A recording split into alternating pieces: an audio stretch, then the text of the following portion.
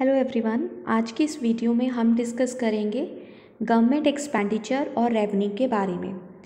किसी भी competitive exam की बात कर लें, ये बहुत ही इम्पॉर्टेंट टॉपिक है। इसमें से कोई ना कोई क्वेश्चन ज़रूर आता है। सबसे पहली बात है एक्सपेंडिचर एंड रेवेन्यू। एक्सपेंडिचर का मतलब क्या है? खर्चा। जैसे कि हम लोग खर्चा करते हैं अपने घर पर। हमारे खर्चे दो तरह के होते हैं। एक तो होते हैं डेली एक्सपेंडिचर, दूसरा होता है कि कई बार हम कुछ बड़ा खर्चा कर लेते हैं, जैसे कि कार बाय कर ली, घर बाय कर लिया, ठीक है। तो वो हमारा क्या है, एक लॉन्ग टर्म में हमें उसमें बेनिफिट होगा, ठीक है। उसी तरह से गवर्नमेंट का एक्सपेंडिचर जो है उसको हम दो कैटेगरी में डिवाइड करेंगे। एक है रेवेन्यू एक्सपेंडिचर, दूसरा होगा कैपिटल एक्सपेंडिचर की नेचर में, ठीक है।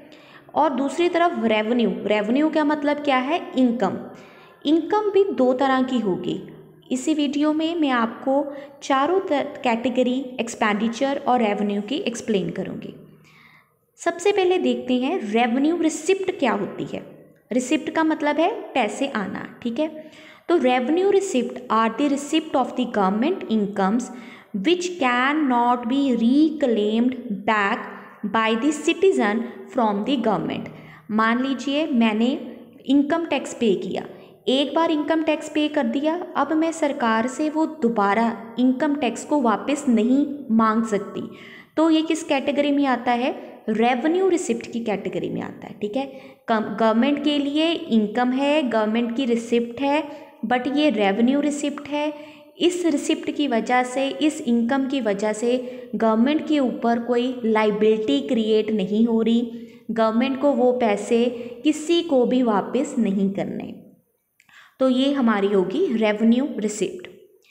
उसके बाद आ जाता है revenue expenditure. The expenditure incurred by the government that neither creates any financial asset nor reduce the liability of the government। ना तो इस खर्चे की वजह से गवर्नमेंट ने कोई एसेट बाय की है और ना ही इसकी वजह से गवर्नमेंट के ऊपर जो लाइबिलिटी थी वो रिड्यूस हुई है। एग्जाम्पल के लिए मान लीजिए रेलवे, इंडियन रेलवे जो है वो अपने एम्प्लॉयज़ को सैलरी पे करता है। तो सैलरी की पेमेंट एक खर्चा है गवर्नमेंट के लिए, और ये किस कैटेगरी में आएगा? रेवेन्यू एक्सपेंडिचर की कैटेगरी में आएगा। क्यों ये रेवेन्यू एक्सपेंडिचर है? क्योंकि सैलरी पे करने से सरकार के ऊपर पहली बात है कोई एसेट क्रिएट नहीं हुई, ठीक है। दूसरी बात ये है कि अगर गवर्नमेंट ने पहले कोई लोन वगैरह लिया था, उस लोन की रिडक्शन भी नहीं हुई। तो दो चीज़ें हमने याद रखनी है। Revenue expenditure related to the functioning of the government. मान लीजिए कोई इंटरेस्ट पेमेंट कर दी है पास्ट डेट की, गवर्नमेंट ने कोई ग्रांट्स दे दिए हैं, अपने एम्प्लॉयज़ को सैलरी दे दिए हैं, ये सारे खर्चे हैं सरकार के, बट वो किस कैटेगरी में आते हैं? रेवेन्यू एक्सपेंडिचर की कैटेगरी में। क्यों रेवेन्यू एक्सपेंडिचर है? ना तो गवर्नमेंट की इससे कोई एसेट क्रिएट हुई है, ना ही गवर्नमेंट की लाइबिलिटी रिड्यूस हुई है। Revenue expenditure is the expenditure for the normal running of the government department. Government के जो डिपार्टमेंट्स हैं इनको नॉर्मल रन करने के लिए डे टू डे जो खर्चे होते हैं उन्हें हम रेवेन्यू एक्सपेंडिचर की कैटेगरी में डालते हैं। उसके बाद हम आ जाते हैं कैपिटल रिसिप्ट। कैपिटल रिसिप्ट क्या होती है? जिससे गवर्नमेंट की जो लाइबिलिटी है वो क्रिएट होती है, जहाँ फिर गवर्नमेंट की जो एसेट्स हैं वो रिड्यूस हो जाती है। All those receipt of the government which either create liability और reduce the financial asset. Example के लिए मान लीजिए गवर्नमेंट इंडियन रेलवेज सेल कर दे किसी प्राइवेट एंटरप्रेन्योर को, किसी प्राइवेट हैंड्स में उसको सेल आउट कर दे, प्राइवेटाइजेशन कर दे। इससे क्या होगा? इंडियन रेलवे गवर्नमेंट की एक एसेट है, इसको सेल करने से एसेट रिड्यूस हो जाएगी। पैसा आया पर आपकी एसेट रिड्यूस हो गई है, तो ये कैपिटल रिसिप्ट की कैटेगरी में आएगी। उसके बाद और एग्जांपल मान लीजिए government reserve bank of India से कुछ बोरो कर लेती है, पैसे उधार पर ले लेती है, उस बोरोइंग से लाइबिलिटी क्रिएट हो जाएगी, फ्यूचर में आपको वो पैसे वापस भी करने हैं। तो जो भी रिसिप्ट गवर्नमेंट के ऊपर लाइबिलिटी क्रिएट करती है या फिर उनकी फाइनेंशियल एसेट्स को रिड्यूस कर देती है, वो कैपिटल रिसिप्ट की कैटेगरी में आएगा। नेक्स्ट है हमारे पास कैपिटल एक्सपेंडिचर। तो ऐसा खर्चा जिसकी वजह से गवर्नमेंट की कोई एसेट क्रिएट हो जाती है। मान लीजिए गवर्नमेंट जो है कोई नेशनलाइज कर देता है, जैसे नेशनलाइजेशन ऑफ वेरियस बैंक्स हुआ था, बैंक्स खरीद लिए गए, ठीक है। तो गवर्नमेंट ने जब बैंक खरीदे तो वो बैंक जो है गवर्नमेंट की एसेट बन गई, लेकिन उससे गवर्नमेंट का क्या हुआ, खर्चा हुआ, ठीक है।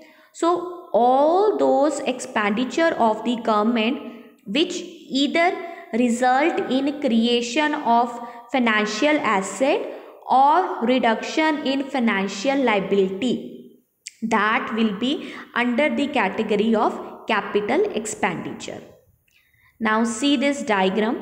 In this diagram we are categorizing the revenue expenditure into two category। जो आपका revenue expenditure है, गवर्नमेंट का जो खर्चा है, वो दो तरीके से हो सकता है।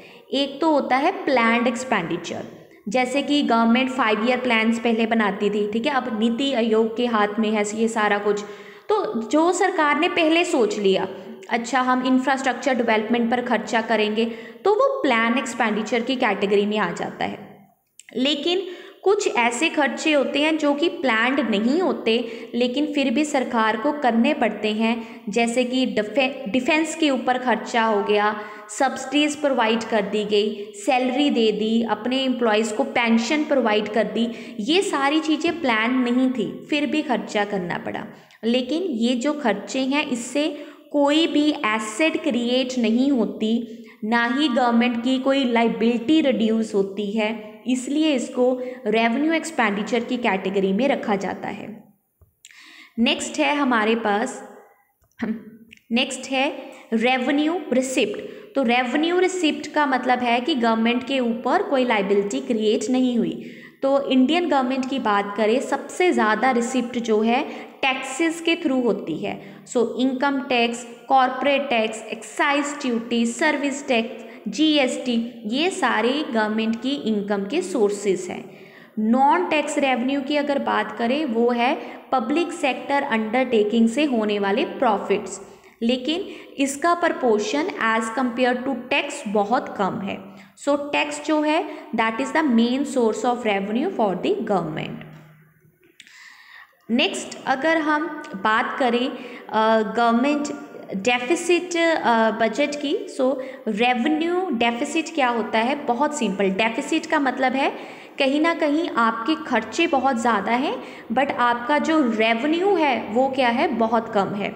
तो अगर आप रेवेन्यू एक्सपेंडिचर को माइनस कर दो रेवेन्यू रिसिप्ट में से, जो बैलेंस आ जाता है वो आपका रेवेन्यू डेफिसिट की कैटेगरी में है। अब इसकी इम्प्लीकेशन क्या है, इम्प्लीकेशन मतलब गवर्नमेंट पर क्या इफेक्ट पड़ेगा। रेवेन्यू डेफिसिट का मतलब ये है government is not able to cover its day to day expenses. अपने रेगुलर एक्सपेंसेस को भी सरकार हमारी मीट नहीं कर पा रही। फिजिकल डेफिसिट, फिजिकल डेफिसिट में ना हम टोटल एक्सपेंडिचर को कंसीडर करते हैं। टोटल एक्सपेंडिचर का मतलब रेवेन्यू और कैपिटल एक्सपेंडिचर जब दोनों बढ़ जाते हैं एज कंपेयर टू हमारी रेवेन्यू रिसिप्ट और कैपिटल रिसिप्ट, उस समय हम कहते हैं this is government is in this phase और in this situation of the physical deficit, right. Next हम बात करें प्राइमरी डेफिसिट की। तो अगर आप फिजिकल डेफिसिट में से नेट इंटरेस्ट लाइबिलिटीज़ को माइनस कर दो तो जो बैलेंस बच जाएगा उसे हम कहेंगे प्राइमरी डेफिसिट। अब इसी के साथ ये जो आपको टेबल दिया है इसको ज़रूर याद कीजिएगा, बिकॉज इसी एक टेबल से आप revenue expenditure, capital expenditure, revenue receipt के बीच में जो डिफरेंस है उसको बहुत ईजिली कवर कर सकते हैं। आई होप आपको ये जो वीडियो है वो यूज़फुल लगेगी। Stay healthy, stay connected. Thank you everyone.